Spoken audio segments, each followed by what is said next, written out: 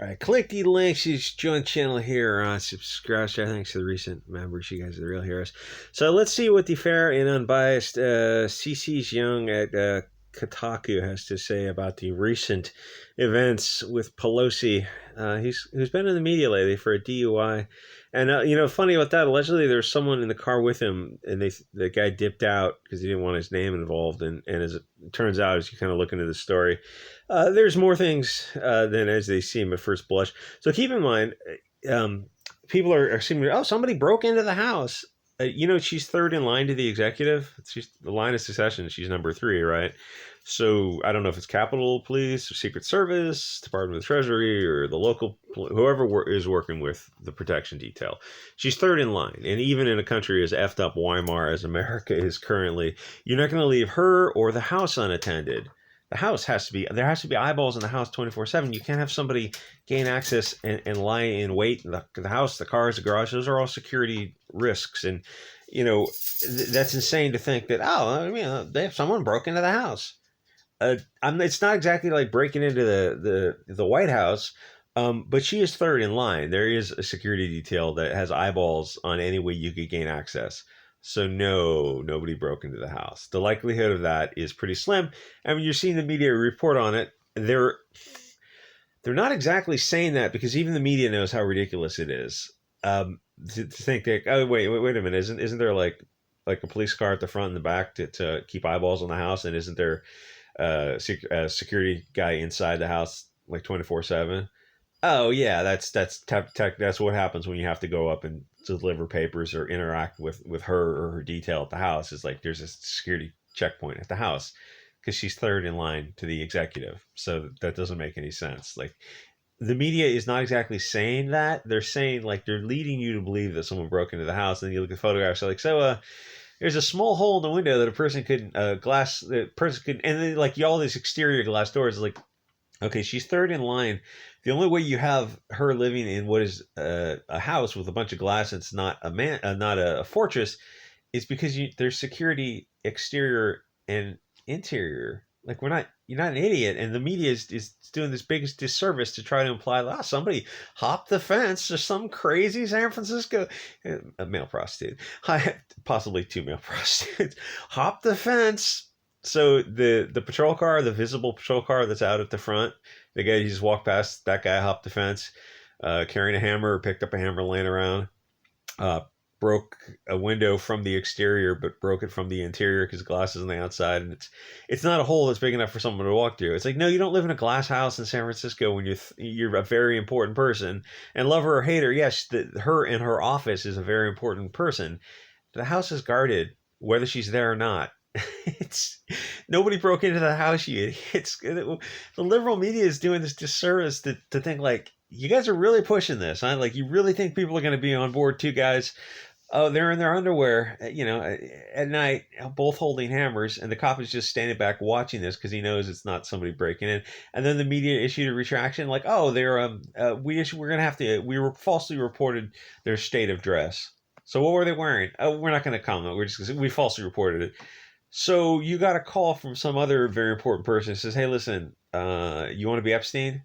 Because you're just a reporter writing for this article. You want us to, Nancy Pelosi didn't get worth $150 million by playing by the rules. None of these people play by the rules. So no, nobody broke in. If you reported the story, like, or initial police report, 2 guys, possibly 3 guys, it looked like it was a party with a person of negotiable affection, sort of thing, at night, which is the way I guess Pelosi likes to get down when Nancy's out of town. No, like that whole narrative of somebody broke into the house and tried to attack her, like somebody tried to attack her. Like, yeah, he might have been a crazy person, but he was invited there. He's known to the Mr. Pelosi, because they're probably doing drugs and having sex together. Like, this is an L for the left wing, not so much because of the BLT aspect of it, but it's because the hiding of it looks creepy to a lot of people. And then there are going to be a lot of people from her generation and around that generation who look at it and like, they're on the left and like, oh, we're proudly flying the rainbow flag. It's like, yeah, they can do that, but they don't really. Yeah, like, okay, so you're married to someone, you have kids, and this guy's got one or two male prostitutes that come over, do drugs, and then get a little weird. Even to people on the left, if they're above 50 or 60, they look at that and they're like, it's not really. Even if we're on the left, we're Democrats. We've got the rainbow flags and love is lugs. Like, yeah, male prostitutes doing drugs. That's a bit. It might be a bridge too far. Maybe in a few years, like people will be on board with it, but it's a little weird. And then he had the DUI, and it's like it just. And then plus she's worth $150 million, and like the media is bending over backwards to cover for him. And this guy, is he gonna get Epstein? Oh yeah, of course, of course. He's gonna have an overdose or something like that.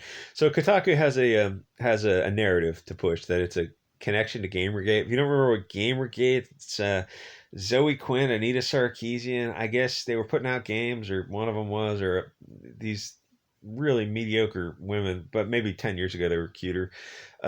Were sleeping with dudes to get good reviews, which, I guess I would give you a good review if you're willing to go to go that far for it. Fair enough. But like people are paying for these games. They want good. They want honest reviews. They don't want some guy, getting topped off and lying about some. Hey, Depression Quest is a really fun game. It won't make you slit your wrists. Like, that game doesn't sound fun. It's like, yeah, but the head game was top notch. That was the true game. It's like, yeah, but you want us to pay $60 for this. It's like that. You just want honest reviews, and you're not getting honest reviews. So the truth about Gamergate is like they always say Gamergate, and they use it as a hammer, but they don't go into the details of it. Like, what were the allegations, Gamergate? Oh, it doesn't matter. Zoe Quinn and Nizar Sarkeesian are saints.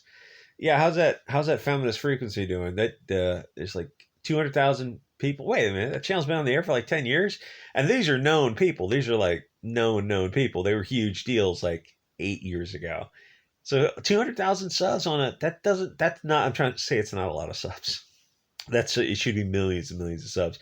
So what's the interaction like on their channel, their videos? They do like a podcast, they turn off likes, they turn off comments because they have bad ideas and they're fucking terrified of the open marketplace of ideas. So not a whole lot of people are listening to their podcasts. So why are they making it still? Like it doesn't really seem like a good use of their time.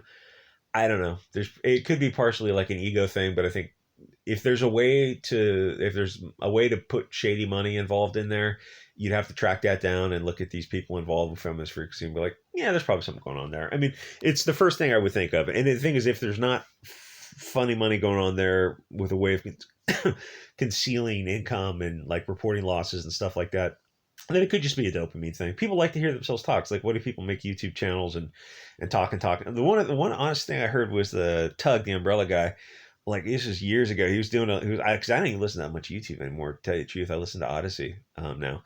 He was doing an interview. He goes, he was on a show and he's talking to people. He goes, yeah, he likes this to go on shows where there's only like a couple of people in there. Because he's honest guy. I just like to hear myself talk. I just like to talk. And, he found something he's really good at. Like people like to hear him talk and they're willing to pay him for his time. It's like, I thought that was kind of cool. I liked out of like all the Comicsgate crew, I think Tug and Yellow Flash seem to be like if you got them away from YouTube and you turn off the cameras and the mic, that would be a trip to talk to people and realize like, where they are, like where they really are. You kind of feel like, oh yeah, you'd probably get along with them, or you'd have a lot in common with them once like the cameras are off. I mean, with big channels, it's like you get a certain perspective on like what they're putting out there, but as they get bigger and bigger, it becomes more like a shell. But small channels, like who's that guy, Dark Gift Comics, or channels like under 10,000, it's like you're just getting the person. Obviously you can hear it. It's like it's just the person. So Nancy Pelosi and a hammer, which is I feel like that's a euphemism for, I think his mouth got attacked with somebody's penis is what happened. So that was a far right Chad incel, Hugo Boss Ware, who actually did that, who is also mentally ill gay prostitute who's got blogs that are now deleted. Let's see if those are in existence. So let's go to the source, which leads to another source, which actually does not lead to any evidence. Weird. It's just a hypertext that goes to hypertext, but there's no actual evidence. So let's go through this source by Alex Woodward on what site is this? Yahoo Entertainment, and I'm looking through for I'm hearing the claims of the 42-year-old gay prostitute about He's a BLT prostitute, right? And he's istophobic. Yeah, press F to doubt on that. Got conspiracy theories tied to the hoodoo, woofloo, and the Mossad operation. In case you're not aware, that's what that anonymous site most likely is. I mean, they have a history of doing that kind of stuff. It's actually a fascinating study. Oh, but that's probably a conspiracy theory also. So anyway, what I'm not seeing is a link to. I'm hearing you're paraphrasing these posts, but all you have to do is present an archived link, and oddly enough, I'm not seeing the hypertext that goes to those archived links. So again, press F to doubt, because this is where you would start right at the top and go, oh, here's the archive links to this guy's alleged statements. They might be registered to him, but here's the archive, here's the hypertext that go there. And obviously we're not seeing that. This here is an actual photograph of the crime scene itself, which is probably a pretty fair rendition of what happened. And this is the alleged guy who was swinging a big hammer at Pelosi's mouth. This is his abode, alleged, and somewhere it's got like a BLM thing. What does this say? United Against Hate is what that looks like. And this is the Chad Incel Hugo Boss, far right Roman saluting guy who's got this looks like a cannabis flag, which is fair enough. You know, people on the right and left are into cannabis. I'm not so much into it. I don't think this is the time to cloud our thinking so much. Afterwards maybe. But which is fine. With the cannabis thing is one thing. The rainbow flag. Now, not everyone on the right is anti-istophobic. Some people are more libertarian in that they don't give a shit one way or the other, as long as you mind your own business, sort of thing. Keep it out of other people's. But you're not going to see anyone on the right who's going to wave the flag around. That's just not going to happen. And you're not going to see a lot of gay prostitutes on the right with rainbow flags and cannabis flags and a BLM. I saw another image with BLM flags somewhere in one of these windows. You got to blow it up. With the United Against Hate, that kind of stuff, those kind of virtue signaling stuff. That's just not what people on the right. They don't virtue signal like that. And I mean, this looks like more of a college house, or if you're an adult, you know, either you're really hippy dippy or you're probably doing a little too much pharmaceuticals. And the two guys who are involved in this, I think there's two male prostitutes involved with this who wanted to keep their name out of the press. Like, is that guy going to get Epstein? Oh, absolutely. Absolutely. In fact, you should run a deletion poll on that to see how long his time is. She's third in line. She's worth $150 million. He didn't get that way by playing by the rules. Like, these are all these people, like any one of these public names, like these are all potentially very, very dangerous people. Like if they have to Epstein somebody, which is funny thing about that, how many times can I say that and get demonetized, is his partner who's also in a French prison. The cameras also accidentally went off for him, and the same thing happened to him. He got deleted. Isn't that weird? Isn't that weird to know that you have that kind of power, that you can go to an American prison, a French prison, and tell the, I don't know who's the not the CEO, the warden guy who's running it, to go talk to him and go, listen, I'm gonna have to talk to you and your buddies, and like lay it out for him, like, yeah, we're gonna have to get into that cell, and like you realize the guy has the balls to talk to you. It's like, this person has got your life, or not your life, you may not care, but your family's life in their hands. Like, he's talking to somebody who's making contact with you. It's like with the warden and the two security guards. The security guards don't care. If you saw the image of them, they were shopping online with the money they got. But like, the warden is a real guy. Like, he's a real guy. This might be the first time in his life where he's given the silver or lead option, where somebody is making contact with him. And like, like all this has got to go through his head instantly. Like, this is silver or lead. Like, this person is so powerful that they're willing to talk to a warden who's probably a hard ass himself. Is probably a legitimate tough guy. And like, he's met someone who's tougher than him, or who has access to resources like, Soros level resources. And it's like, that would go through your head instantly. You realize, like, oh, I've met my match here. I can't, like, I could, like, you could pull out a Liberty device and delete the messenger right then and there, but like what the future holds if you've got a family. It's like, you're just not going to do it. You're like, okay, so here's the money for you. Here's the money for the two guys, the two security guards. And we just need access to this time period to interview them. Like, oh, you just need to turn off the cameras. and like you don't even have, the threat doesn't even have to come through. Like, oh, yeah, of course we know the names of all your family members. We know where they go to school, we know where they live, we know all that kind of stuff. Like you don't even need to make the threat. It's just like it would go through the guy's head instantly. Who's probably, if you're a warden of a prison, you're probably legitimately a badass. But you've met somebody who like can burn nations down, and like yeah, you just look at that like instantly. What that's got to feel like to go like, oh, okay, you're gonna kill one scumbag, this Epstein type of scumbag in America, or his partner in France. You're like, okay, man, go for it. Take the money and run. Or maybe you don't take the money, you feel better about yourself by not taking it. But it's like that all goes to your head instantly. It's got to be like you knew that you're not living in a real nation, but like there's no attempt at even like like you don't Americans don't run America and French don't run French. It's these other puppet masters. Like I don't think enough people really focus on that. The idea that like these Soros level characters can come into countries and go like, oh yeah, we're the ones who actually run your countries.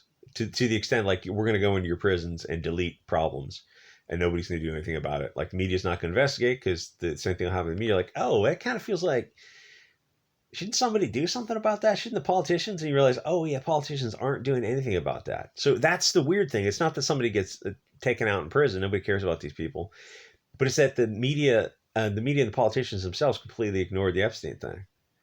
Like, no, the cameras didn't turn off and he didn't hang himself. And then it didn't happen to the guy in France. It's like, you look at all the Trump and DeSantis and all these guys who are Rand Paul's like, yeah, why aren't they doing something about that? Why aren't they investigating it? Oh, the two prison guards who were shopping online. Oh yeah, nothing happened to them. Oh, that's weird. That's kind of like a dead society, a dead civilization, isn't it? Yeah. The guy who came in, the messenger who came in to make that bribe, yeah, he should have been caught. And then the person you should have followed it up the line. Like, countries are countries, but they're no longer countries if they don't act like countries. They just become commercial zones run by Soros, Rothschild, Schwab, Larry Fink. Yeah, that's where we are now. That's where we've been for a long time. I mean, even like the founding fathers were warning about the power of like giving your currency over to foreign bankers. It's like they literally warned about this. Anyway, I realize now this is way too much for YouTube, so I'll put this on subscribe star. Anyway, click the links, donate to the support channel if you can, subscribe star, and I'll see you guys all next episode.